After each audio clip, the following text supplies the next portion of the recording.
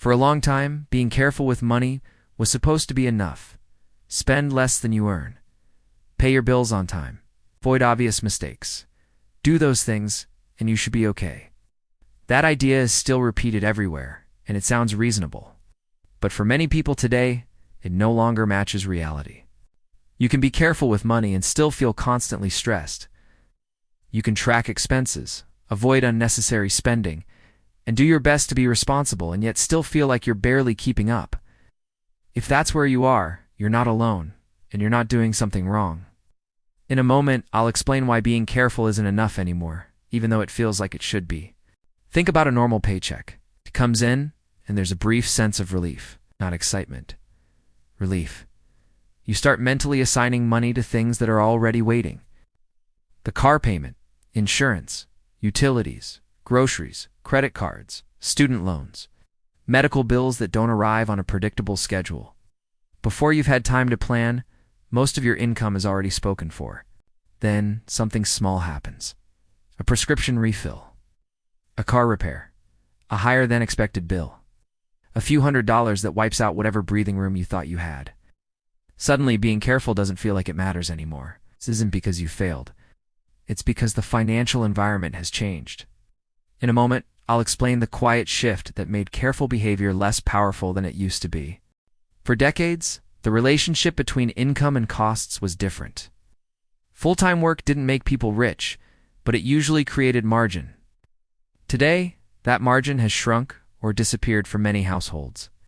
Housing takes a much larger share of income. Transportation costs more. Insurance premiums rise quietly year after year. Healthcare expenses show up unexpectedly. And wages haven't kept pace with all of that. When most of your income is locked into fixed costs, flexibility disappears. And without flexibility, even small problems feel overwhelming. This is why people feel constantly on edge. Not in crisis, but never relaxed. Always watching the balance. Always hoping nothing unexpected happens. Budgeting still matters, but budgeting alone can't create breathing room when everything is already committed. You can be careful and still feel trapped. Now let's talk about credit, because this is where the gap between effort and outcome becomes even more frustrating. Credit cards and loans often step in when being careful isn't enough. They smooth gaps. They cover emergencies. They help you stay afloat when costs rise faster than income. First, they feel like a solution, but over time, they add pressure. Most credit cards today carry interest rates in the 20 to 30% range. That interest doesn't announce itself loudly. It quietly works in the background. Here's a simple example. If you carry a $2,000 balance at 25% interest, you're paying roughly $500 a year just in interest.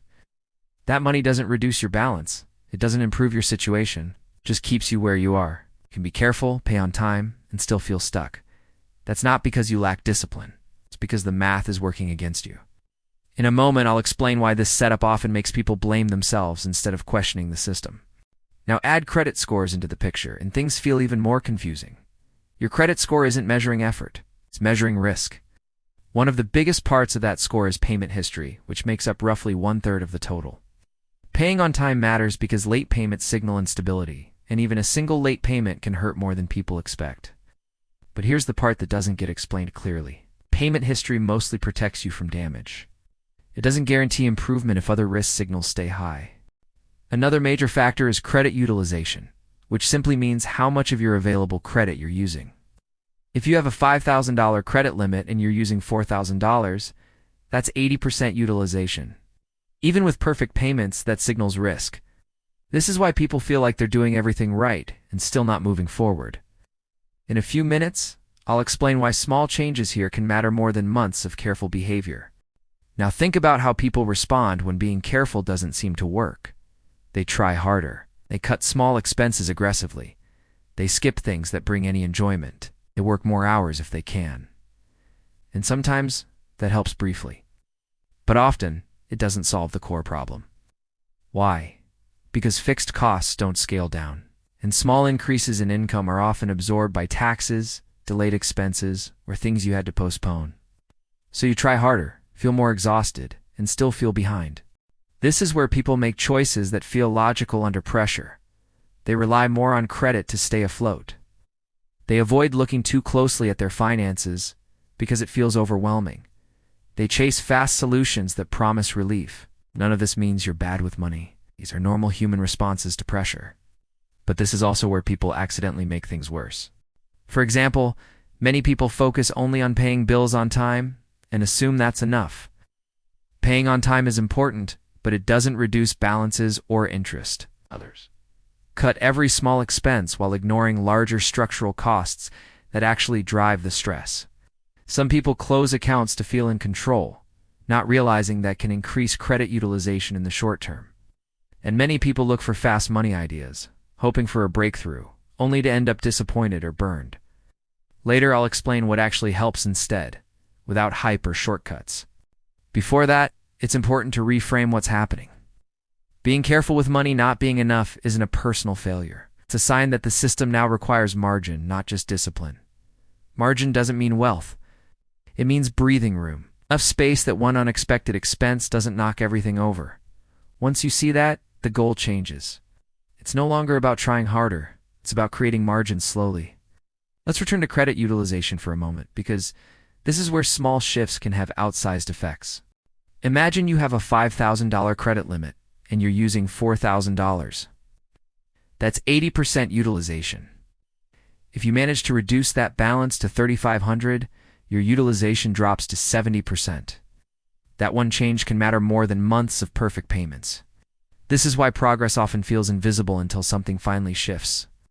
Interest slows everything down, which makes patience harder. This combination is why being careful feels unrewarded. You're doing enough to survive, but not enough to create margin. Now let's talk about income in a realistic way. Willpower can't solve a math problem, and costs rise faster than pay. Income flexibility becomes more important than effort. That doesn't mean chasing risky schemes or working non-stop. It means choosing slow, predictable ways to bring in extra money without burning out. This is where boring income wins. Gig work works because it's flexible and immediate. Freelancing works because skills compound over time. Simple service-based work works because demand stays consistent. These options aren't exciting, but they're controllable. Fast money usually backfires because it relies on hype, timing, or luck. Slow money works because it's steady and predictable. You don't need multiple income streams. You need one realistic option that fits your life. Now let's make this practical. Today, the goal isn't perfection, it's awareness. Look at where your money is already committed. Identify fixed costs. Yes. Notice which debts carry the highest interest. Avoid adding new balances if possible. It alone reduces mental pressure. This week, focus on protection. Automate minimum payments so nothing slips. Look for small opportunities to reduce utilization, even slightly. Even a few $100s matters. This month, focus on margin. One realistic income move. One boring, predictable step that creates breathing room. That breathing room is what makes everything else easier. Being careful with money still isn't enough. It doesn't mean you failed. It means modern financial life is tight, and no one explained it clearly. Financial repair is slow. It doesn't feel exciting, but it is possible.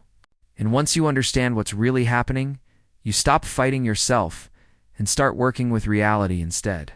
Us. There's more clarity ahead. We'll take it one piece at a time.